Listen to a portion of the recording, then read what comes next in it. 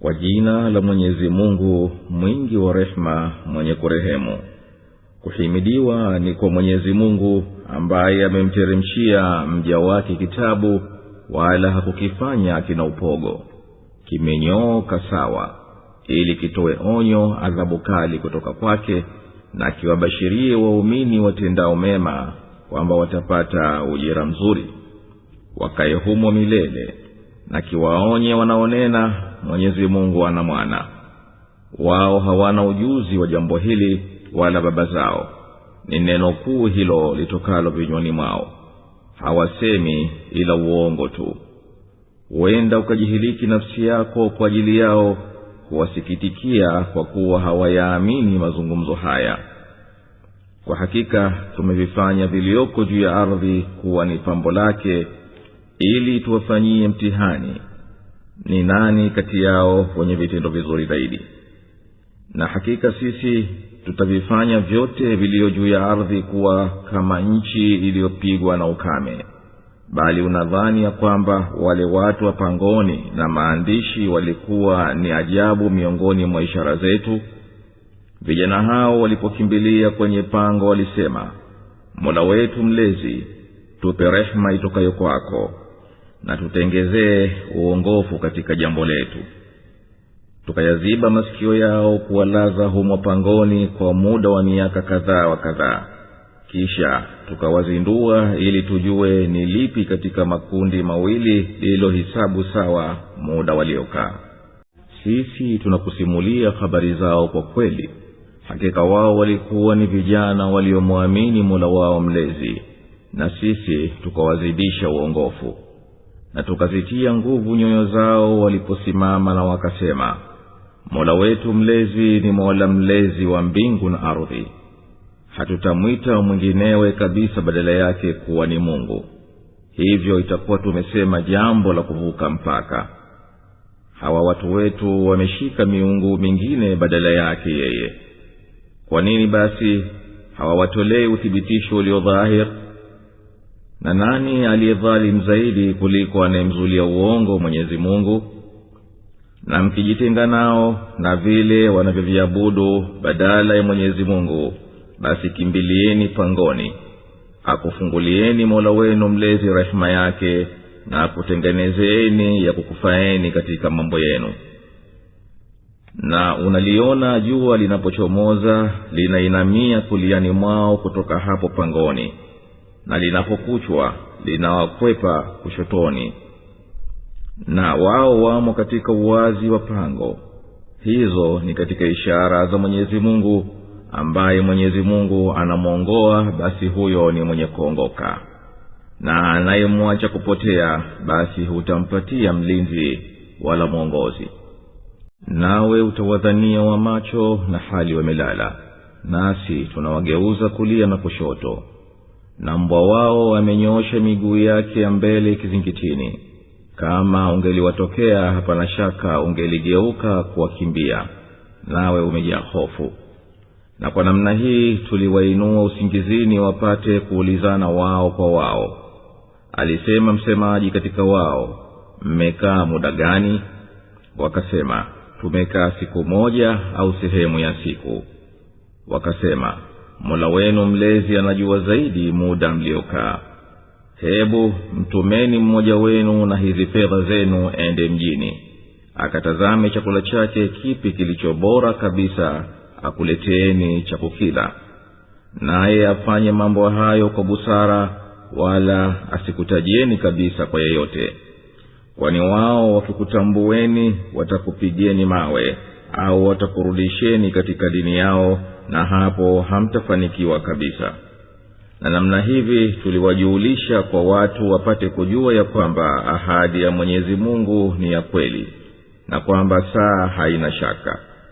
Walipokuwa wakigombania jambo lao wao kwa wao walisema, jengeni jengo juu yao, Mola wao mlezi anawajua vyema. Wakasema walioshinda katika shauri yao, bila shaka tutawajengea msikiti juu yao. Watasema, walikuwa watatu, wanne wao ni mbwa wao. Na wanasema, walikuwa watano, wasita wao ni mbwa wao. wanavurumisha ovyo. Na wanasema, walikuwa 7 na 8 wao ni mbwa wao. Sema, Mola wangu mlezi ndiye anayejua sawa sawa hisabu yao. Hawawajui ila wachache tu. Basi usibishane juu yao ila kwa mabishano ya juu tu hivi, wala usiulize habari zao kwa yeyote yule. Wala usiseme kamwe kwa jambo lolote lile, hakika nitalifanya hilo kesho, isipokuwa Mwenyezi Mungu akipenda. Na mkumbuke Mola wako mlezi pale unaposahau. Nasema, asa Mola wangu mlezi ataniongoa kwenye uongozi ulio karibu zaidi kuliko huu. Na walikaa katika pango lao miaka 300 na wakazidisha 9. Sema, Mwenyezi Mungu anajua zaidi muda waliokaa. Ni zake tu siri za mbingu na ardhi, kuona kulioje na kusikia kwake. Hawana mlinzi isipokuwa yeye, wala hamshirikishi yeyote katika hukumu yake. Nasoma uliofunuliwa katika kitabu cha Mola wako mlezi. Hapana wa kubadilisha maneno yake, wala nawe utapata makimbilio isipokuwa kwake. Na isubirishe nafsi yako pamoja na wanaomuomba Mola wao mlezi asubuhi na jioni, hali ya kuwa wanataka radhi yake. Wala macho yako yasiwaruke kwa kutaka pambo la maisha ya dunia. Wala usimtii tuliyemghafilisha moyo wake asitukumbuke, na akafuata matamanio yake yakawa yamepita mpaka. Nasema, hii ni kweli itokayo kwa Mola wako mlezi, basi atakaye aamini na atakaye akatae.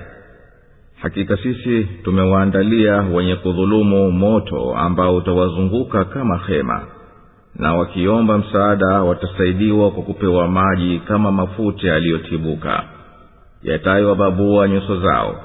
Kinywaji hicho ni kiovu mno, na matandiko hayo ya kupumzika ni maovu mno. Hakika wale walioamini na wakatenda mema, hakika sisi hatupotezi ujira wa anayetenda mema. Hao watapata bustani za milele zinazopita mito kati yake. Humo watapambwa kwa mavazi ya mikononi ya dhahabu, na watavaa nguo za kijani za hariri na atlasi, huku wakiegemea humo juu ya makochi. Ni malipo bora hayo, na matandiko mazuri mno ya kupumzikia. Na wapigie mfano wa watu wawili. Mmoja wao tulimpa vitalu viwili vya mizabibu, na tukavizungushia mitende, na kati yake tukatia mimea nafaka.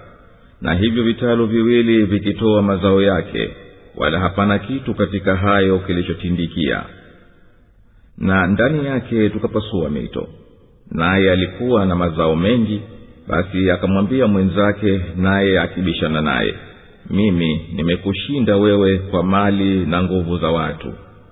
Na akaingia kitaluni kwake, naye hali anajidhulumu nafsi yake, akasema, sidhani kabisa kuwa haya yataharibika, wala sidhani kuwa hiyo saa itatokea. Na ikiwa nitarudishwa kwa Mola wangu mlezi, bila shaka nitapata marejeo bora zaidi kuliko haya. Mwenzake akamwambia kwa kubishana naye, je, unamkufuru aliyekuumba kutokana na udongo, tena kutokana na tone la manii, kisha akakufanya mtu kamili? Lakini yeye Mwenyezi Mungu ndiye Mola wangu mlezi, wala simshirikishi na yeyote. Na lau kuwa ulipoingia kitaluni kwako ungelisema, Masha Allah, alitakalo Mwenyezi Mungu huwa, hapana nguvu ila kwa Mwenyezi Mungu. Ikiwa unaniona mimi nina mali kidogo na watoto kuliko wewe, basi huenda Mola wangu mlezi akanipa kilicho bora kuliko kitalu chako, naye akapitisha kudra yake kutoka mbinguni kukiletea hicho chako, na kikageuka ardhi tupu inayoteleza, au maji yake yakadidimia wala usiweze kuyagundua. Yakateketezwa matunda yake, akabaki akipindua viganja vyake kwa vile alivyoyagharamia, na miti imebwagika juu ya chanja zake. Akawa anasema, laiti nisingelimshiriki Mola wangu mlezi na yeyote, wala hakuwa nacho kikundi cha kumsaidia badala ya Mwenyezi Mungu, wala mwenyewe hakuweza kujisaidia. Huko ulinzi ni wa Mwenyezi Mungu wa haki tu. yeye ndiye mbora wa malipo na mbora wa matokeo. Na wapigie mfano wa maisha ya dunia. Hayo ni kama maji tunayoyateremsha kutoka mbinguni, yakachanganyika na mimea ya ardhi, kisha hiyo mimea ikawa vibua vinavyopeperushwa na upepo. Na Mwenyezi Mungu ni mwenye uweza juu ya kila kitu. Mali na wana ni pambo la maisha ya dunia, na mema yanayobakia ni bora mbele ya Mola wako mlezi kwa malipo na bora kwa matumaini. Na siku tutapoiondoa milima na ukaiona ardhi wazi, na tukawafufua, wala hatutamwacha hata mmoja kati yao, na wakahudhurishwa mbele ya Mola wako mlezi kwa safu. Mmetujia kama tulivyokuumbeni mara ya kwanza, bali mlidai kwamba hatutakuwekeeni miadi. Na kitawekwa kitabu, basi utawaona wakosefu wanavyoogopa kwa yale yaliyomo humo. Na watasema, ole wetu, kitabu hichi kina nini? Hakiachi dogo wala kubwa ila huliandika. Na watayakuta yote walioyatenda yamehudhuria hapo, na Mola wako mlezi hamdhulumu yeyote. Na tulipowaambia malaika msujudieni Adam, walimsujudia isipokuwa Iblisi. Yeye alikuwa miongoni mwa majini na akavunja amri ya Mola wake mlezi. Je, mnamshika yeye na dhuria zake kuwa marafiki badala yangu, hali wao ni adui zenu? Ni ovu mno badala hii kwa wenye kudhulumu. Sikuwashuhudisha kuumbwa kwa mbingu na ardhi, wala kuumbwa kwa nafsi zao, wala sikuwafanya wapotezao kuwa ni wasaidizi. Na siku atakaposema, waiteni hao mliodai kuwa ni washirika wangu, basi watawaita na wao hawatowaitikia, nasi tutaweka baina yao maangamio. Na wakhalifu watauona moto, na watajua ya kwamba wao lazima wataingia humo, wala hawatapata pa kuepuka. Na bila shaka tumewaelezea watu katika hii Qur'an kila namna ya mfano, lakini mwanadamu amezidi kuliko kila kitu kwa ubishi. Na hapana kilichowazuia watu kuamini ulipowajia uongofu na wakaomba maghfira kwa Mola wao mlezi, isipokuwa yawafikie wale wa zamani au iwafikie adhabu jahara. Na hatuwatumi mitume ila wawe wabashiri na waonyaji, na waliokufuru wanabishana kwa uongo, ili kwa uongo huo waivunje kweli. Na wanazifanya ishara zangu na yale walioonywa kuwa ni mzaha. Na ni nani dhalimu mkubwa zaidi kuliko yule anayekumbushwa ishara za Mola wake mlezi, naye akazipuuza na akasahau yaliyotangulizwa na mikono yake? Hakika sisi tumeweka vifuniko juu ya nyoyo zao ili wasifahamu, na uziwi kwenye masikio yao. Na ukiwaita kwenye uongofu hawakubali kabisa kuongoka. Na Mola wako mlezi ni msamehevu mwenye rehema. Lao angeliwachukulia kwa mujibu walioyachuma, bila shaka angeliwafanyia haraka kuadhibu. Lakini wanayo miadi ambayo hawatapata makimbilio yoyote ya kuepukana nayo. Na miji hiyo tuliwaangamiza watu wake walipodhulumu, na tukawawekea miadi ya maangamizo yao. Na pale Musa alipomwambia kijana wake, sitoacha kuendelea mpaka nifike zinapokutana bahari mbili, au nitaendelea kwa muda mrefu. Basi wawili hao walipofika zinapokutana hizo bahari mbili, walimsahau samaki wao, naye akashika njia yake kaporonyokea baharini. Walipokwisha pita, alimwambia kijana wake, tupe chakula chetu cha mchana, kwa hakika tumepata machofu kweli kwa hii safari yetu. Akasema, waona, pale tulipopumzika penye jabali, basi mimi nilimsahau yule samaki, na hapana alinisahaulisha nisimkumbuke ila shetani tu, naye akashika njia yake baharini kwa ajabu. Akasema, hayo ndiyo tuliyokuwa tunayataka. Basi wakarudi nyuma kwa kufuata njia waliojia. Basi wakamkuta mja katika waja wangu, tulimpa rehema kutoka kwetu, na tukamfunza mafunzo yaliyotoka kwetu. Musa akamwambia, nikufuate ili unifunze katika ule uongofu uliofunzwa wewe? Akasema, hakika wewe hutaweza kuvumilia kuwa pamoja nami.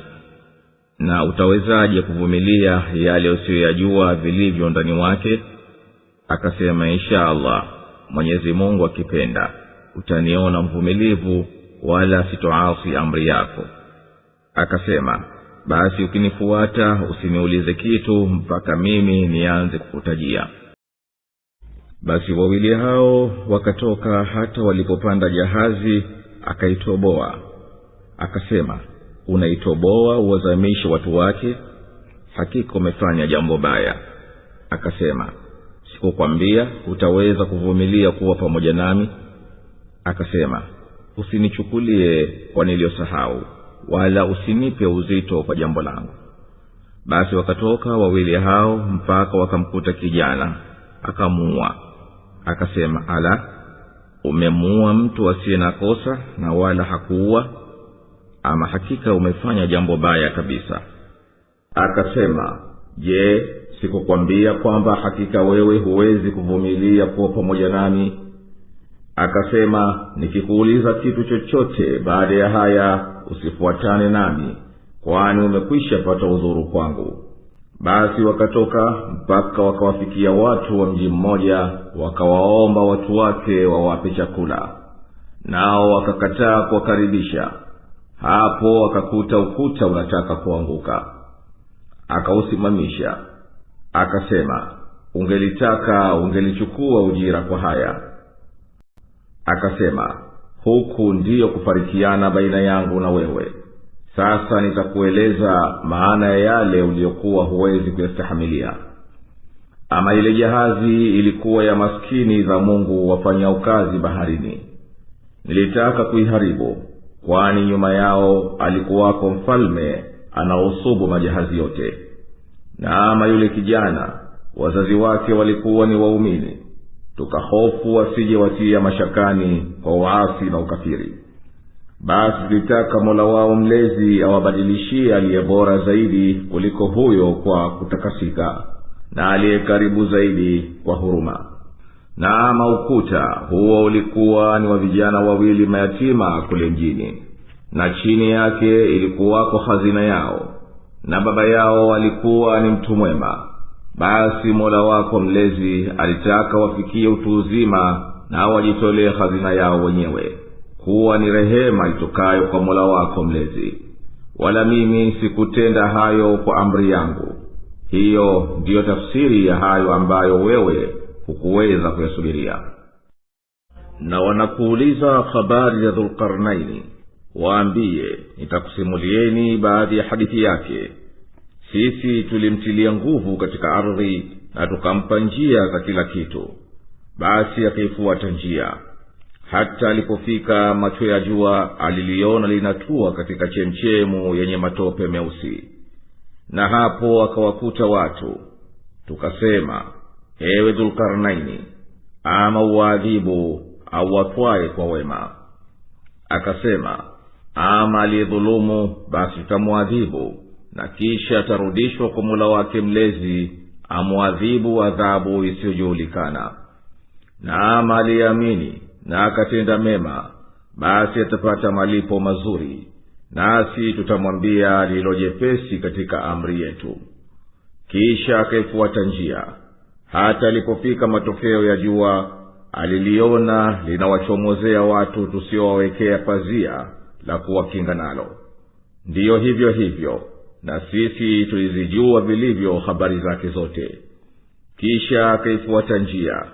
Hata alipofika baina ya milima miwili, alikuta nyuma yake watu ambao takriban hawakuwa wanafahamu lolote. Wakasema, ewe Dhulqarnaini, hakika Juju wa Maajuju wanafanya uharibifu katika nchi. Basi je, tukulipe ujira ili utujengee baina yetu na wao ngome? Akasema, yale Mola wangu alioniwezesha ni bora zaidi, lakini nyinyi nisaidieni kwa nguvu zenu. Nitakujengeni kizuizi baina yenu na wao. Nileteeni vipande vya chuma. Hata alipoijaza nafasi iliyo kati ya milima miwili, akasema, vukuteni. Hata alipokifanya kama moto, akasema, nileteeni shaba iliyoyayuka nimwagie. Basi hawakuweza kuukwea wala hawakuweza kuutoboa. Akasema, hii ni rehema itokayo kwa Mola wangu mlezi, na itapofika ahadi ya Mola wangu mlezi atauvunja vunja, na ahadi ya Mola wangu mlezi ni kweli tu. Na siku hiyo tutawaacha wakisongana wao kwa wao, na baragumu litapulizwa, na wote watakusanywa pamoja. Na siku hiyo tutawadhihirishia wazi jahanamu makafiri waione, wale ambao kwamba macho yao yalikuwa paziani hayanikumbuki, na wakawa hawawezi kusikia. Je, wanadhani waliokufuru ndio wafanye waja wangu ndio walinzi wao badala yangu mimi? Hakika sisi tumeiandaa jahanamu iwe ndipo mahala pa kuteremkia makafiri. Sema, je, tukutajieni wenye hasara mno katika vitendo vyao? Ni wale ambao juhudi yao katika maisha ya dunia imepotea bure, nao wanadhani kwamba wanafanya kazi nzuri. Hao ni wale waliozikanusha ishara za Mola wao mlezi na kukutana naye. Kwa hivyo vitendo vyao vimepotea bure, na wala siku ya kiyama hatutawathamini kitu. Hiyo jahanamu ni malipo yao kwa walivyokufuru na wakafanyia kejeli ishara zangu na mitume wangu. Hakika wale walioamini na wakatenda mema, mashukio yao yatakuwa kwenye pepo za Firdausi. Watadumu humo, hawatataka kuondoka. Sema, lau kuwa bahari ndiyo wino kwa maneno ya Mola wangu mlezi, basi bahari ingelimalizika kabla ya kumalizika maneno ya Mola wangu mlezi, hata tungelileta mfano wa hiyo kuongezea. Sema, mimi ni mwanadamu kama nyinyi, nailetewa wahi kwamba Mungu wenu ni Mungu mmoja. Mwenye kutaraji kukutana na Mola wake mlezi, basi na atende vitendo vyema, wala asimshirikishe yeyote katika ibada ya Mola wake mlezi.